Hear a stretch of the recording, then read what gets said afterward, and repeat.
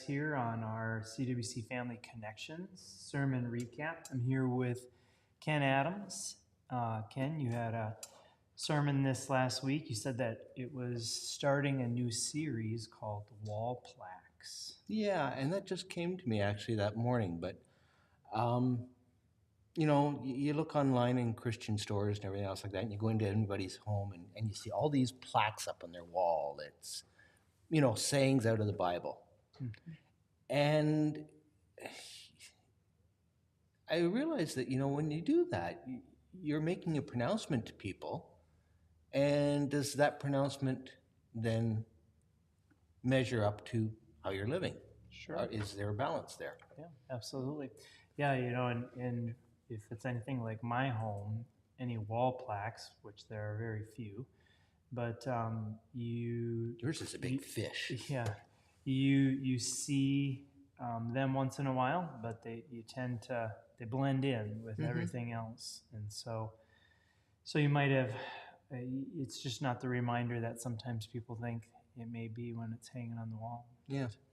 But this wall plaque that you were referring to on this first message was, "As for me and my house, we will serve the Lord," and that's a quote from Joshua. Yeah. And so, just the idea then, as you presented about serving the Lord, what that looks like, how that's done, and you brought up a few interesting points here that I think that I want to at least summarize and see if you want to say anything more about it. So, Sure.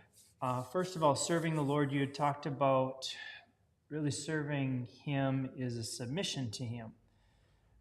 In that submission, then He gets to basically put Himself on display through us. Mm-hmm.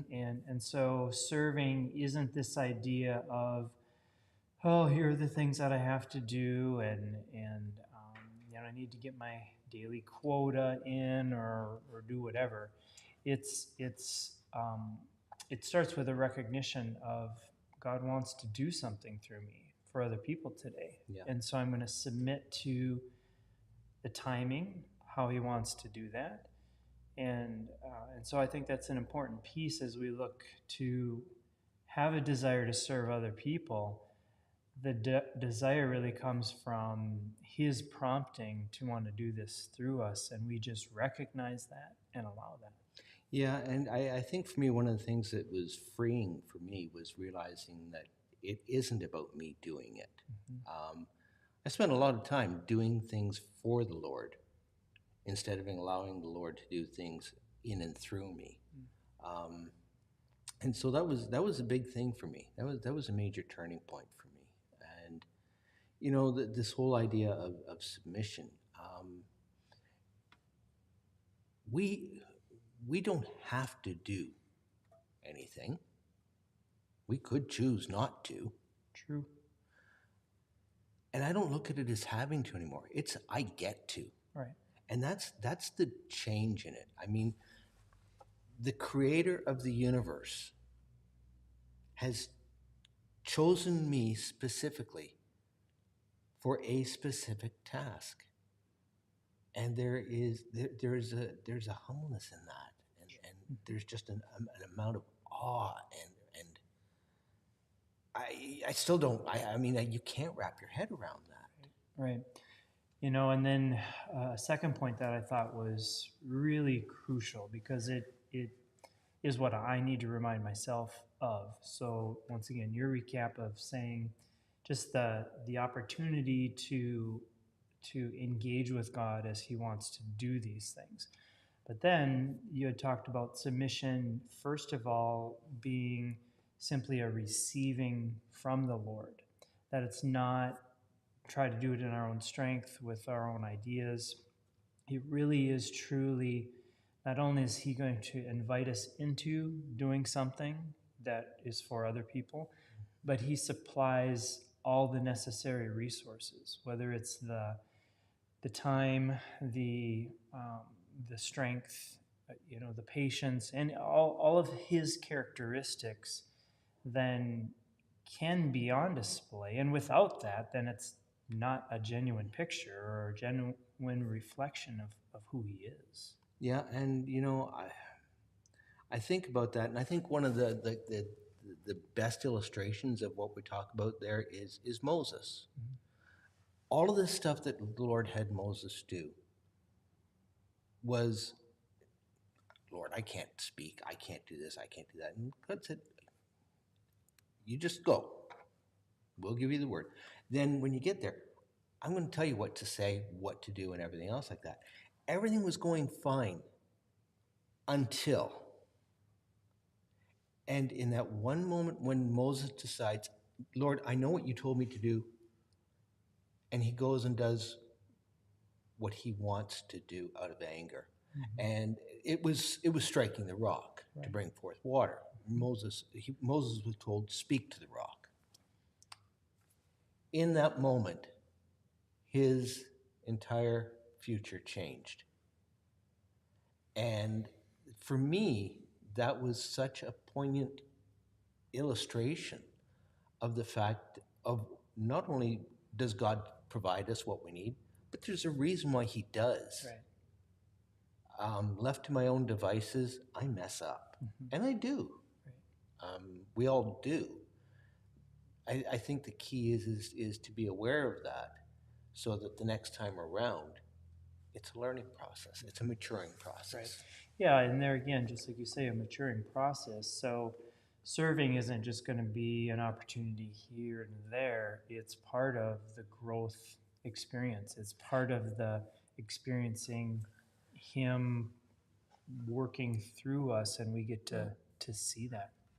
What I realized is that serving really is a lifestyle. It's not an opportunity or two throughout the day. It's everything that I do is in service to God. So, and I spoke about work and so on like that. Mhm. Well, in my job, if I don't conduct myself professionally and properly and give the customer that I'm working with 100%, what am I saying about the character that character that I'm displaying? Especially when they find out that, because I have these personal relationships with people that I develop through work too, and all of a sudden they go, "You're a pastor, and you come in here and you don't do what you're supposed to do," and it just so it service is really. I would say that it is one of our missions in life. It's one of the things that it's not what we do, it's who we are. Right. We're a service tool, Mhm. an instrument Yeah. in God's hands. And so, when you talked about just that we would receive that from the Lord, whether it's the awareness that He wants us to do something, the strength to do it, the patience to do it, but also then the second piece that you said is then to release that. And so it's not, and so the releasing is, because God is continually moving and flowing, that's not something that we get to just kind of plug up and say, I'll take all that for myself. No. His character, his nature is to continue the pouring out of not only his life into us, but then through us into other people. Yeah. And so it does become a lifestyle. It's Yeah. not something that you can just hoard for yourself and have in a secret closet and Well, and it speaks about trust in God too, because if He gives you all of this stuff and you accept it freely, but then you give it freely, I've learned the hard way that if I can just give out what God gives me, He says, you do what I need you to do, I'll take care of you. Don't worry about that. Right. And He has proven to be faithful time and time again. I have never, ever, I can't say that I have ever been let down by the Lord. And I'm learning to this day. I'm developing that, but I'm learning to live by that principle. Well, and you just mentioned earlier about serving him is about trusting him. So as we release what he is doing through us, in order to do that, people can hoard it because they don't think that they're going to get any more. So to be able to release it is an act of trust, knowing that he will supply when we need whatever we need, just like you said with Moses. And so serving then strengthens our faith, as far as the evidence was there that he gave this to me. The also there's a push to release it. So, but then there's the trust and the understanding that God's heart is good, and that he will continue to supply us so that it can just keep going. And so, oftentimes we think of serving with our own selfish needs, that if I help somebody, then I'll feel good about myself. And, just so when you talk about a plaque that says, "As for me and my house, we will serve the Lord," it's not just then me trying to understand this for myself. My house, I want to have it on display. I want to have words that are congruent with the actions, and that, yes, we have this wall plaque up, but how do we do that then? So both as adults and parents, we have that opportunity, but also as pastors, then we have that opportunity to continue to encourage others to live this out. And and so it's interesting how you can go from seeing a verse on a wall, on a plaque, and go, "Oh, that's a nice idea," to, "Oh, maybe I should do that," to, "How does God want me to be involved?" to surrender to let God actually do it, to having faith that when he says to do it, not only will I have what I need, but I will continue to receive. And so it really is faith in action. It is, and especially considering one of the things that I think about serving that was played a big part for me, at least, was the fact that there are times when it was inconvenient, and there are times when it was an interruption. When I met Jane, I was living the way I wanted to, and I thought, this is the way things are, and God had other plans. I moved to the States, and when I was brought up, and so I'd never even thought of coming to the States for a visit. I mean, I'd never moved here. It was just, there was so much more to see in Canada, and I've been to Canada. It's not. Yeah, I know. But anyways, No, but I understand. And again, though, this gets kind of when I moved here, I had to place my son in God's hands. When Jane moved to Canada for a while, she had to do that without even knowing that was part of what God was doing. At that point, she didn't know. She didn't have that relationship. Right. Those are hard decisions to make. But in doing that, God was so faithful afterwards. I look at where we are now, and with what's going on, and the relationship that with the girls and Nick and everything else like that. And it's just amazing how God works through all of that stuff. Yeah, and so just kind of in wrapping it up, to recognize that serving the Lord, a lot of people can have a lot of different ideas of what that looks like. And there are certainly, because once again, it's submitting to him so he can put himself on display. And yet it becomes an integral piece of how we live our lives, because not only does he want to put himself on display, but he wants us to trust him and engage. And just like you said, it's not just us, it's our families, it's the people we're involved with, and to a level where he's saying, do you trust me with all of the things that you're responsible for? And so it really does go beyond just confession of my beliefs, but it's kind of a stress test, if you will. And yet, oftentimes we, once again, plaque on a wall. Yeah, I saw it once when I put it up there. Oh, I kind of forgot it now. It's just Yeah. part of the backdrop.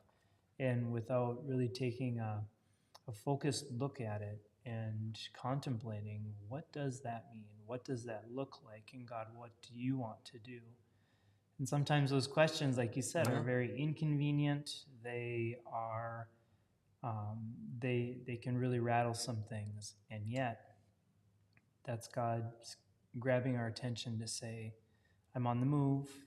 I want to shift some things around. Mm-hmm. So I need your attention. Yeah. And that can sometimes be a scary thing. So, Well, and the reason why the reason why I started with this one and where I went to is because of the simple fact that I have had to stop and I've taken a look at where I was and where I've come from and where I am now, and just like in Joshua, where there was that, like I said, it started off. If you read before that particular right. verse, there's this litany of everything that God has carried them through. And then he goes, the choice is yours, Right. but I know what I'm going to choose. And that verse for me was particularly a strong one for me at this point. I can look back and say, because of that, I'm going to choose to follow the Lord. Mm-hmm. Yeah, it really is there again a declaration that I'm going to follow you, and here is what that looks like. Yep. My house will serve you. Mm-hmm. Yeah. Well, once again, I just appreciate taking the phrase of serving the Lord. What does that look like? And really challenging us with, are we truly submitted to Him so that He can show Himself? Are we in the place where we recognize serving is not about our efforts or our thoughts? It's about receiving Him and what He's doing, and then releasing that with full expectation, full trust that He's just going to keep it coming, and not only that, but it's going to affect in a positive way the people around us as we are obedient. So, yeah. Once again, I just want to say thank you for that. I'm kind of looking forward to what the next wall plaque is.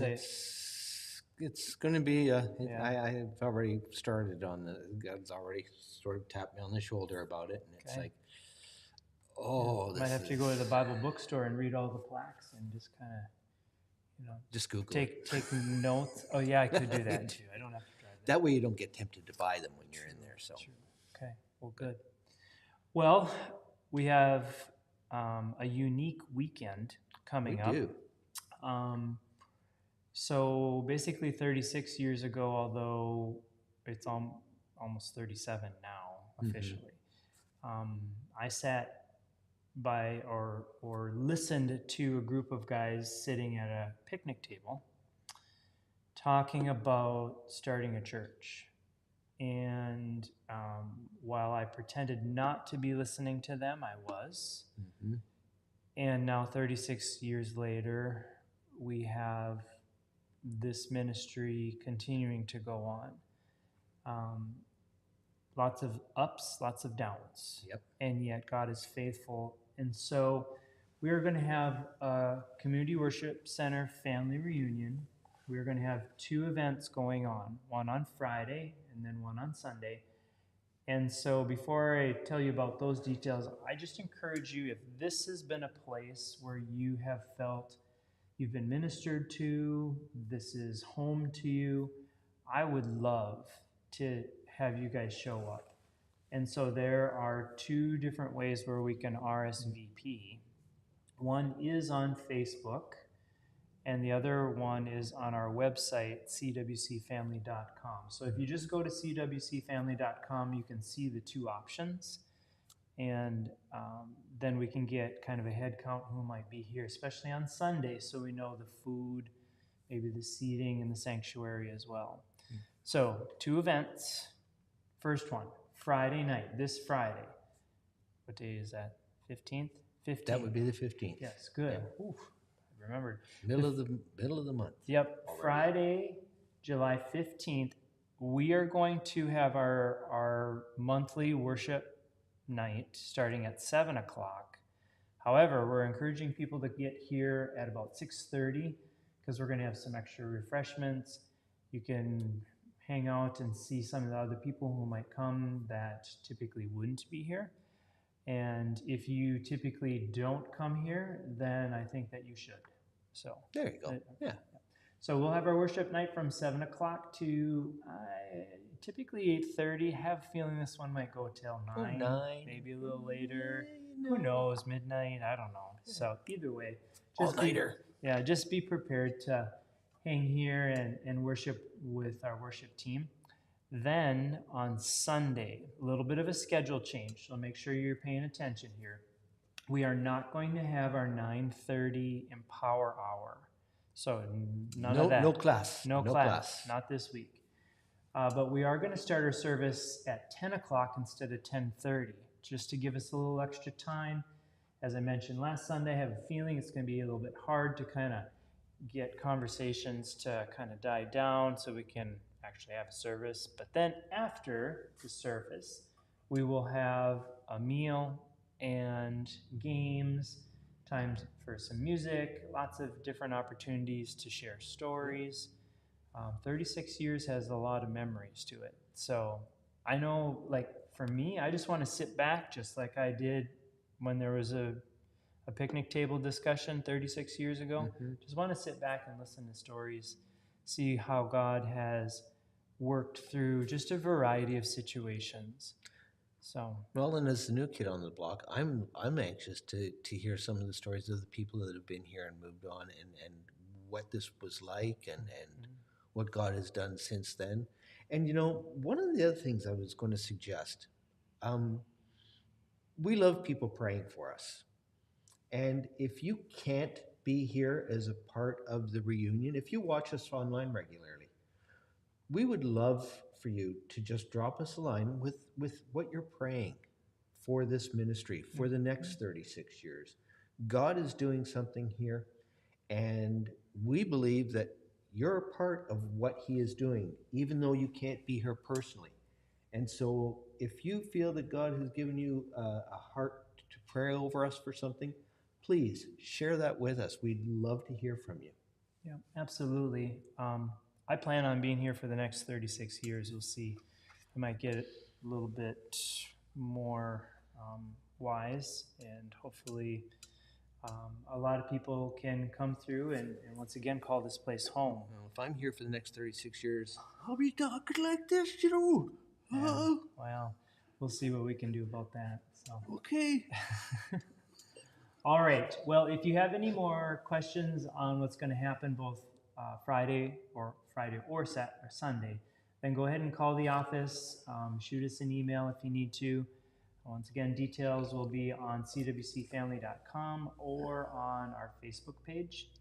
And just like normal, we will have the service recorded so you can check it out there.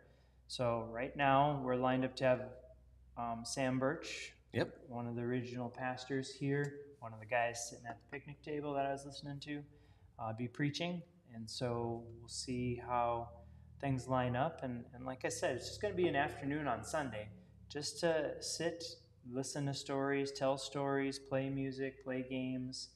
And I'm really excited for that. I just really miss some of the various people who have had a huge impact on my life. And there might be even a chance for me to say thank you to a few of those people too. So 36 years from now, right here in our rocking chairs. Okay? Okay. All right. Anyways, thank you very much for joining us tonight. We just appreciate all the support that you've given us. If you have prayer requests, make sure that you send us some of those so that we can be praying for you, so that we understand what some of the needs are out there in the community. And otherwise, we hope to see you here on Friday night at 6:30 so that you can get some drinks. But 7 o'clock is when we'll roll. And also on Sunday at 10 o'clock, you can get here earlier because there's just going to be time for us to talk in the fellowship hall. And if you know other people that that come here, make sure you remind them, 10 o'clock. Just 10 o'clock. spread the word. Not 10:30, 10 o'clock. So, all right. Well, thank you for joining us tonight. We so very much appreciate it, and we will see you next week. Good night.